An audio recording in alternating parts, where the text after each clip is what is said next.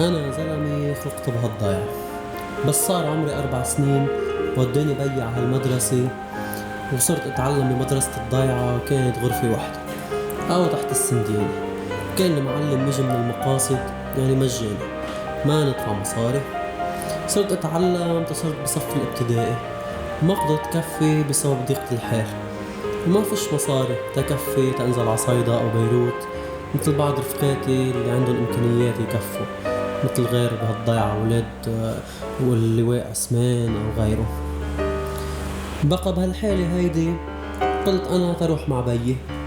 كان يطلع على زحلة، كان كل ولاد الضيعة يعني رجال الضيعة يتاجروا بالزيت.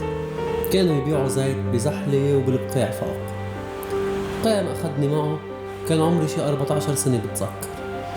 بده يعلمني صنعة كندارجي على الحديث. رحت معه على زحلة، فتت لعند معلم الصنعة، صار يعطيني بالجمعة كلها 3 ليرات لبناني، ويزيد لي إياها كل شهرين 3 ليرة.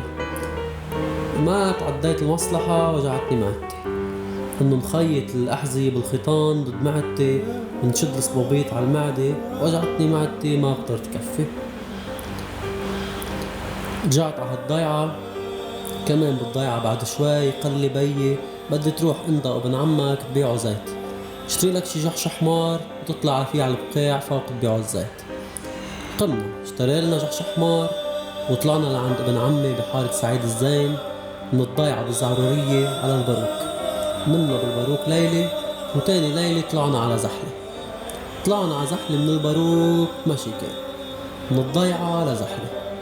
بقى هونيك كان فاتح مستودع بأبو زين يوسف ساوتين وأحمد الدبور، أحمد محمود الدبور، مستودع زيت كبير. نعبي زيت من عنده، وكمان ما ثاقبت، يعني رجعنا جينا على هالضيعة وإجا بيي وترك شغل الزيت. جينا لهوني ونزلنا على صيدا، صرنا نشتغل بالفاعل. فلتوا عراسة من الضيعة من الزعرورية وصاروا يشتغلوا بصيدا، منهم مع شمس الدين ومنهم مع بيت الدبور، وكتار من أهل الضيعة صاروا يشتغلوا تحت. كمان صار يمرق الوقت وصار في عندي إخوة بدنا نعيشهم، صار لازم عين بيي. أنا قمت وفكرت بدي أعمل عسكري بالجيش. قالوا لنا في دورة جيش بتاريخ 11/5 بداير القمر. قلت بدي أطلع على الضيعة أعمل وراقي. فقامت القيامة، أمي ما كانت تخليني. علقت معه، كسرت له النصحون الموجودين بالفترينة وهربت. جيت على الضيعة، عملت وراق المطلوبة وطلعنا على بيت الدين على دار القمر، أنا وكم واحد من الضيعة. على دار القمر طلعنا بكير، الساعة 4 ومشي، تلحقنا اللجنة الساعة 7 الصبح. بقى قدرنا رحنا على اللجنة، وانتظرت الجيش تطلع اسمي، وفتت لجوا على اللجنة. أول فحص عملته نجحته، أخدونا بهالشاحنة ونزلونا على بيروت على ثكنة سيف الدين ببر الياسي، وحطونا هونيك. بنرجع لدورة الغريب، دورة جيش يعني قضينا بدورة الغريب 3 أشهر. صاروا يعلمونا على السلاح وعلى الرياضة، ياخدونا على مدرسة القتال، نعمل جولة مقاتل، ونفز بهالبركة فيها ماي ونقع بهالماي بتيابنا ونطلع، وكله كان منيح.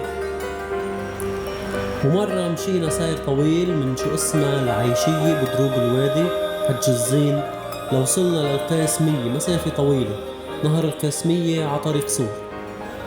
هيدي كمان كنا كل 10 دقايق، كل ساعة يعني يريحونا 10 دقايق، ننام على هالطريق، نرفع اجرينا بالطالع حتى نرتاح. وبتذكر بالاستعراض جينا على صيدا، ينزلونا على العرض العسكري ب 22 تشرين الثاني، كانوا كل سنة يعملوا عرض. نحن الآليات والمدرعات، ما حدا يسترجي يهز راس من مطرحه، ننتلي مع تيابنا ماي، والدبابة تنتلي ماي، برج الدبابة ينتلي ماي، بس نميل راسنا لحي الرئيس واللي حده. نوصل على التكنة تعبانين، نجهز هالمعدات ويعطونا مأذونين نروح بيوتنا. هايدي حياتنا كانت. كنا نروح مهمات عسكرية، تعرف العسكري من قديم كان نظامي يحب الخدمة العسكرية. كنا نروح مهمات كتير، الواحد ينام على عازل كاوتشوك، يعطوه بطانية وعازل كاوتشوك والماء تحت منا. اليوم ما في منا هاي، وين في منا. كنا مبسوطين، كان في نظام، لأن البيت اللي ما في نظام ما في حياة، بيفرط. بقى كيف عصعد الدولة؟ لبنان التاريخ الحي بكل المناسبات.